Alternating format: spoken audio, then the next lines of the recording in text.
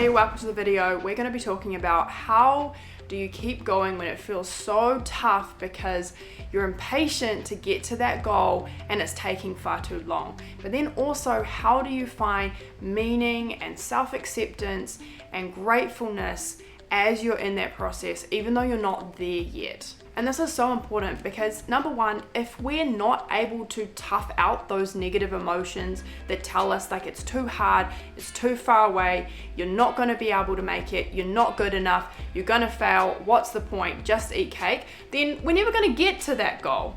And then secondly, our lives are happening right now. We can't put them on hold until we've reached some kind of arbitrary goal. Life is too precious, it is too short, and the future is not a given. So we've got to be able to find meaning and purpose and gratefulness and joy in our lives today, even if we're not there yet and while we're striving to become someone different. So these two things, being able to keep going when it feels difficult and then also finding gratefulness and joy and meaning in that process, are things that feed off each other. When you do one, it's this vicious cycle that helps you to do the other, and then that behavior gets easier and easier.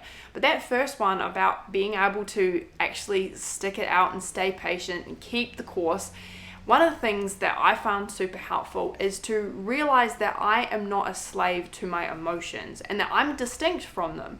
Because most of the time when we feel like giving up, when it feels too hard and we're most impatient, is when our emotions are strongest, and it's like in that moment we're just so influenced by it that it just feels too hard to keep going. But when we recognize that those moments and those times when our emotions are strongest, the situation itself has not changed. You might be making just as much progress whether you feel really badly about it or you don't. So we've got to be able to distance ourselves from our emotions and be able to observe them, to recognize that they are something that influences our behavior, but it doesn't have to control it. I kind of think of this like emotions are this train, and I'm standing at the station. There's all these people trying to get on this emotional train.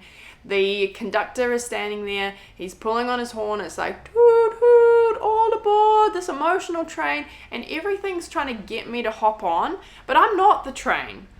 The train doesn't control me. I get a choice whether I hop on that or not. Yes, the influence is just as strong to get on there. But when I do, it's a train wreck.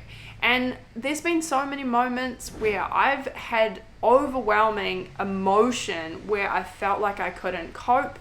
My husband, Nick, has multiple sclerosis. He's in a wheelchair. He was diagnosed about 5 months after we got married. And there's been all of these little things and big things that have happened in my life over the past 10 years that have felt just like I was totally blindsided. And I've dealt with anxiety and depression, and I still have these moments where emotionally I feel like I can't bear it. It's too hard, it's too heavy, I want to give up, I can't go through this. But what I've started to realize and recognize is that in those moments when that feels so strong and I feel like I can't even get through the next minute, the circumstance itself has not changed.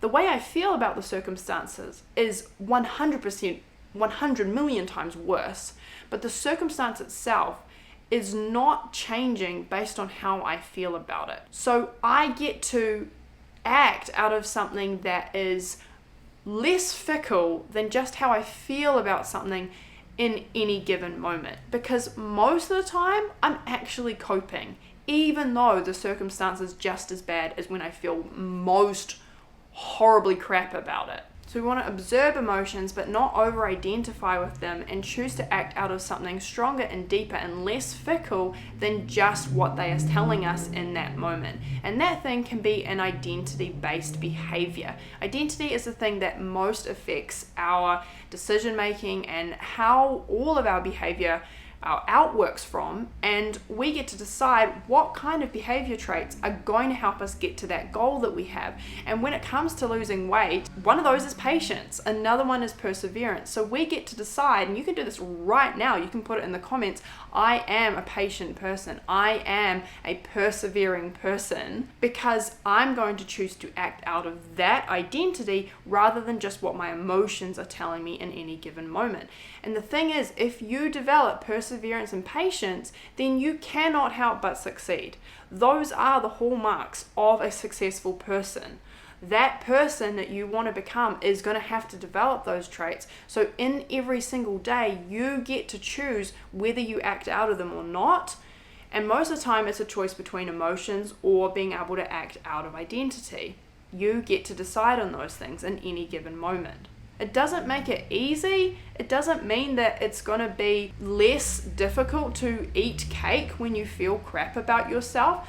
But what you get to do is you get to say, do you know what? A persevering person would feel these emotions, would recognize how hard it was, but they would do something in spite of that. It's being able to act in accordance with something that is more important and more aligned with who you want to be than just something that you just go with the flow with. And this can become part of your identity, where you actually, these moments where it's toughest, you go, well, a persevering person or a patient person, that person would feel those things that I'm feeling right now, but they would still act in the way that gets me closer to my goal. I think about this a lot when I'm going for a run. I think about it in those moments when it's hardest, and we always want things to be easier, and there's a lot of things you can do to make things genuinely easier. But I have to remind myself that a runner, someone who is able to get to a marathon, it's not because they find it easier than I am right now. It's that they are the kind of person that pushes through.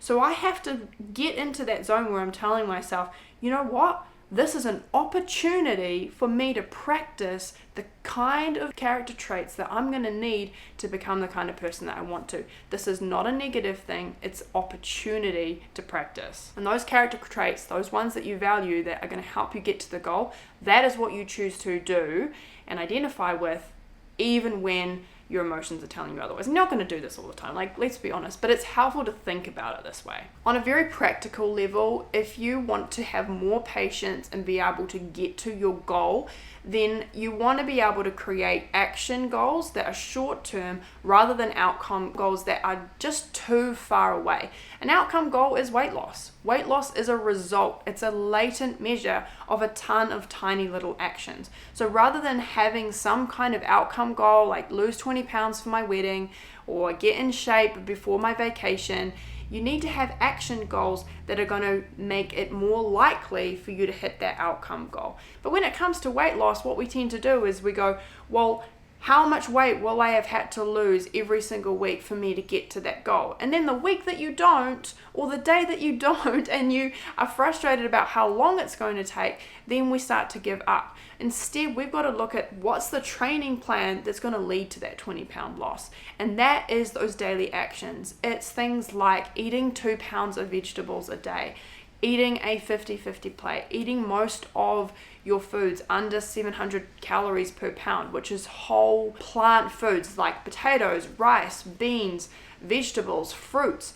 If that's what you're doing and you're developing those habits that lead to weight loss, again, you can't help but succeed. So what you want to do to make it more satisfying so that you can feel like you are making progress so that you can keep going is, what are those things on a day-to-day or week-to-week basis that even if I'm not seeing results on the scales yet, or it's not quick as I want it to be, I still know that I am moving closer to that goal. In some ways, you can't control outcome goals. You can't control whether you lose 2 pounds this week, but you can control whether you eat 14 pounds of vegetables. The more that you work on those action goals, the more you increase your odds of getting to those outcome goals. Make success inevitable by doing those actions over and over again that then lead there. So that's how to keep going when things are tough. But how do you find gratefulness in this process and appreciation when you don't love where you are? And I know for a lot of women, Maybe you even hate how your body looks right now. Like, I know that I did that, and there was just so many times where I was like, I'm not there. And there's all these other things in my life that I'm not there yet. So cultivating appreciation is so important so that we can actually live and appreciate the now. Because in reality, that's all we have, right? So I think there's 3 ways that you can do this. There's many different ways, but these are 3 things that have helped me. Number 1 is seeing my life through this lens of kind of nostalgia of how I will look back at it. And I heard this from a guy called Alex Hormozy. He's in the business world. He's like one of my kind of people that I really, really look up to.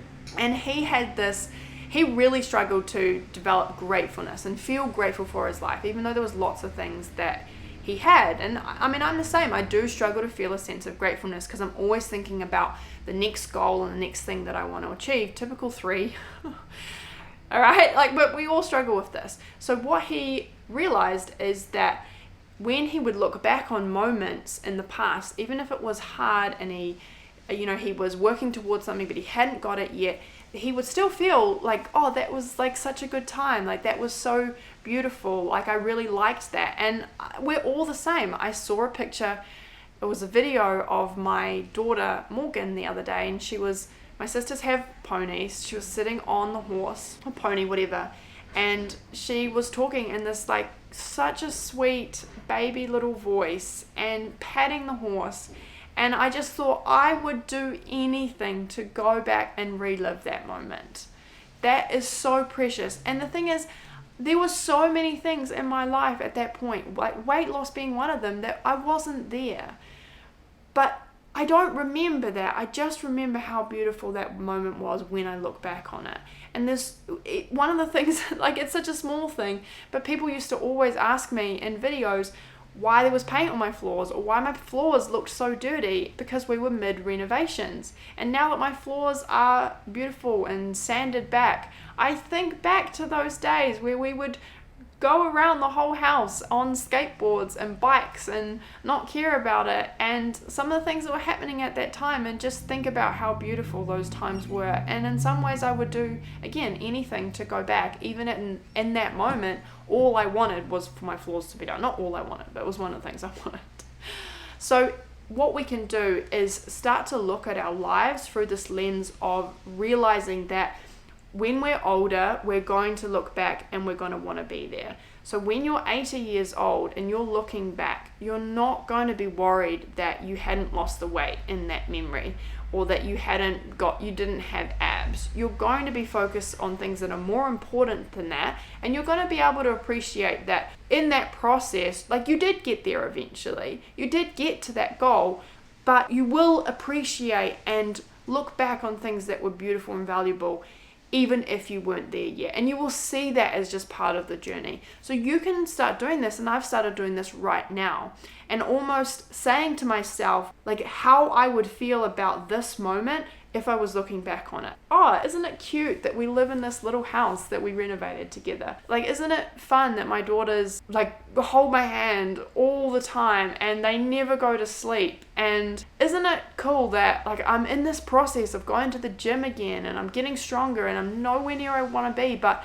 like I was going out there, I was doing the work, and like I'm living it. But talking about that like it's happening in the past, but it's actually your day-to-day. So that's one thing to try. I'm finding it really helpful. Number 2 is to place your value on things that are much more important and deeper than beauty. This is the one that I probably rely on the most, that I've been doing for the longest time, and that I feel most passionately and importantly on.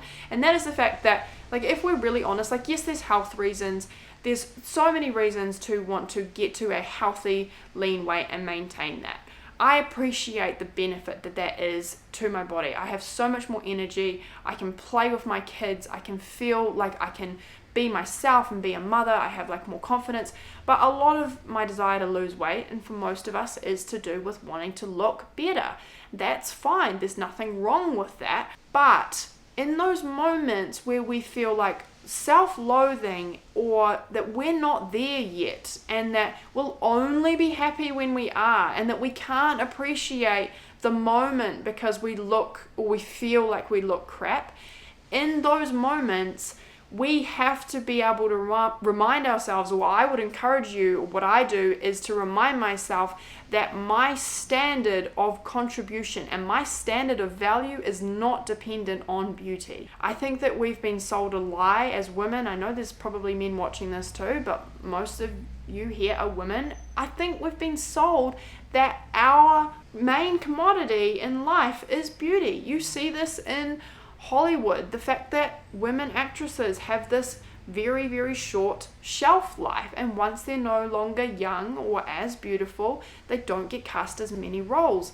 And if we're thinking about this and we think that our only value is beauty, then it makes sense that we'll be so discouraged and can't enjoy anything when we don't feel beautiful. And there's all this movement around everyone's beautiful and everything is, like, no matter if you've got stretch marks and if you've got this and aging and all this stuff, like, you're still beautiful. And in some level I appreciate and believe that thought process, but on another level it saddens me that we're still using that same measuring stick of having to be beautiful as the standard. Like, what if it was something else? What if it was kindness? What if it was, again, perseverance, patience? What if it was mercy? What if it was being able to have, like, strength to run? Or there's just so many things that are so much more important than how we look. And there's moments that I'm running and I look in the mirror before I go for a run, or when I'm at the gym, and I'm like, you know what, I don't feel great. Like, I'm not happy with my body. I don't appreciate it. I don't like what I see in the mirror. But then I remind myself, no matter what I feel about myself, I can be a good mum. No matter what I look like, even if I was hideously disfigured in an accident, which could happen to every one of us in an instant, I could have something much, much more important than that. And I can develop that even if I'm not beautiful. So it's not trying to convince myself that I am. It's putting beauty in its place, where it says, if I don't and if I didn't, would it even matter if I was actually working on things that are going to be far more lasting anyway?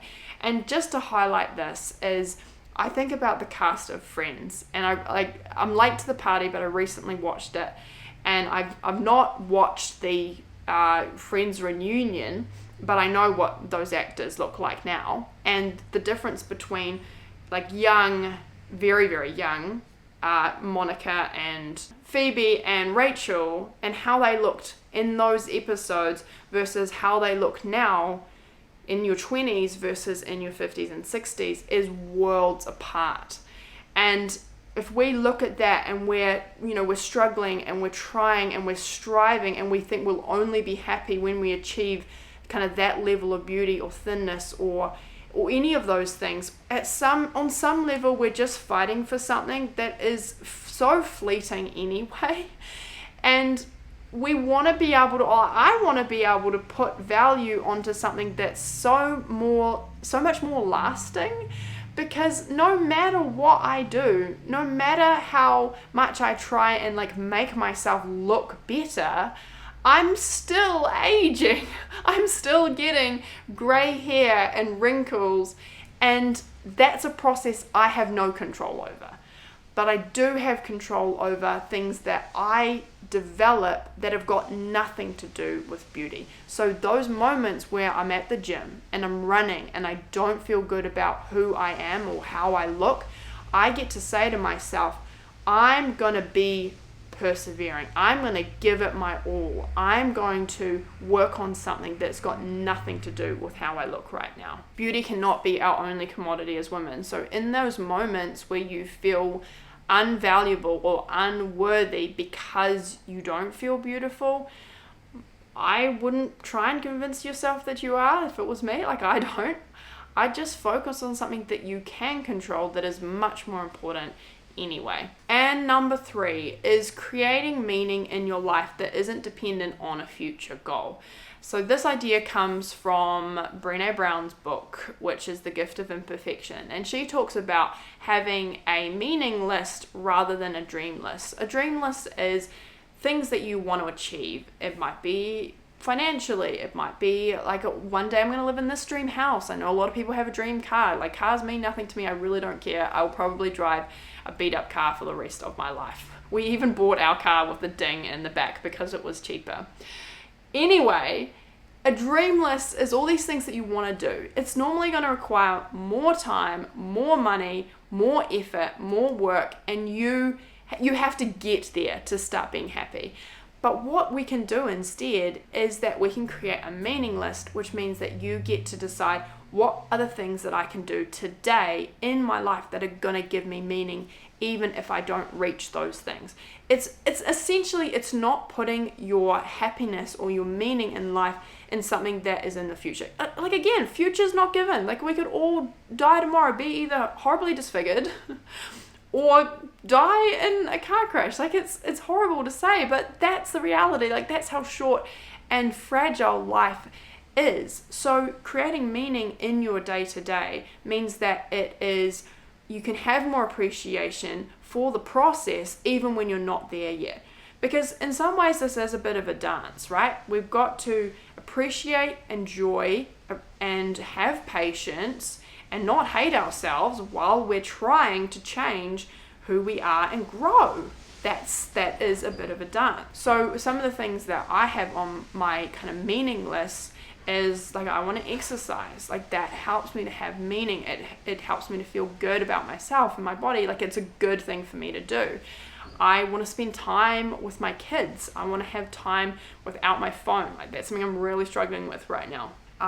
Eating good food, eating healthy food, like, that makes me feel best. It gives me meaning. It helps me to be the kind of person that I want to be today, even if I don't have abs in this moment. Reading, like, that's another thing that's super important to me. So, and spending time with friends, like having connections, prayer, and connecting with Nick, like having time for us together. Like, those are things that give my life meaning, even if I'm living in a crummy, unrenovated house with paint on the floors, and I'm not at my goal weight, and my husband has multiple sclerosis, and we've got no idea what's happening in the future. Like, I can still have meaning and purpose and gratefulness and goodness and joy in my life in spite of those things, and in spite of all these emotions that come, and there's other things that we talked about, like the fact that my beauty and my looks are going to be just slowly declining from here on out. So like I said, this is a dance, but we've got to get up and dance it because the stakes are too high for us not to. We are never there. Yes, you might lose all the weight.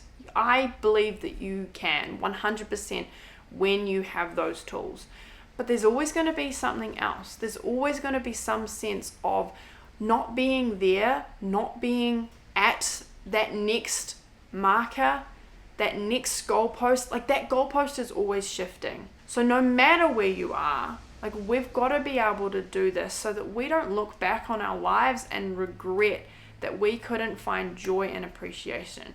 And more than just looking back, to actually be able to live and enjoy and be grateful for the blessings that we have each day, even if there's things that we're not happy about right now. We are never done. We've got to appreciate today. We've got to start living and appreciating every moment before it's too late. I hope that you enjoyed this video. Let me know in the comments if you like this kind of thing. And I went really deep into this topic in my podcast, so you can check that out. I'll put the link in the description. I hope you found it helpful, and I will see you next week for another video. All right, bye.